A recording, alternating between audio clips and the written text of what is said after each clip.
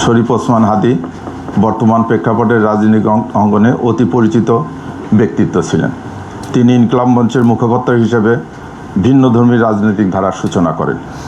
বিভিন্ন সময়ে কার্যক্রম নিষিদ্ধ আওয়ামী লীগ ও নিষিদ্ধ ঘোষিত ছাত্রলীগ সংগঠনের বিগত দিনের কার্যকলাপ সম্পর্কে তিনি সভা সমাবেশ, ইলেকট্রনিক ও সোশ্যাল মিডিয়ায় বিভিন্ন রকম সমালোচনামূলক জোরালো বক্তব্য প্রদান করেন। তার এই বক্তব্যে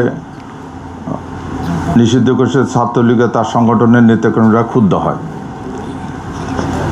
আপনারা জানেন, ভিকটিমকে গুলি করা এজার নামে পলাতক আসামি ফয়সাল করিম মাসুদ ওরফে রাহুল ওরফে দাউদ নিষিদ্ধ ঘোষিত ছাত্রলীগের রাজনীতির সাথে জড়িত ছিলেন।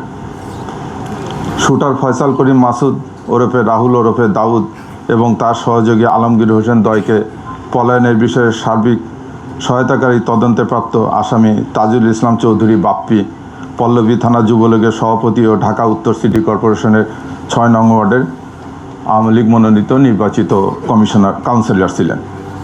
কাজে আসামিদের রাজনৈতিক পরিচয়, ভিকটিমের পূর্ববর্তী বিভিন্ন রাজনৈতিক বক্তব্য থেকে তদন্তে প্রকাশ পায় যে রাজনৈতিক প্রতিহিংসার কারণে শরীফ ওসমান হাদি ওরফে ওসমান গনিকে গুলি করে হত্যা করা হয়। সার্বিক তদন্ত সাক্ষ্য প্রমাণে ধৃত আসামিদের স্বীকারোক্তিমূলক জবানবন্দি ফৌজদারি কার্যবিধির ১৬৪ ধারায় রেকর্ড করা হয়।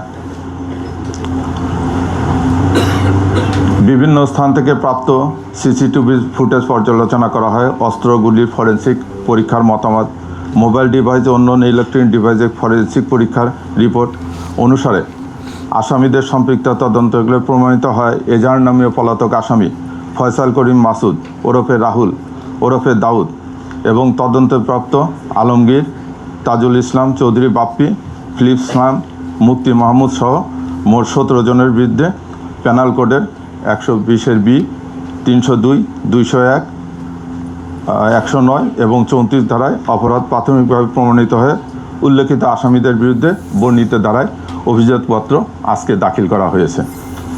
ভবিষ্যতে এই মামলা সংক্রান্তে আরও কোনো তথ্য প্রমাণাদি বা কারো সংশ্লিষ্টতার প্রমাণ পাওয়া গেলে বিজ্ঞ আদালতে সম্পূরক অভিযোগপত্র দাখিল করা হবে। ধন্যবাদ সবাইকে।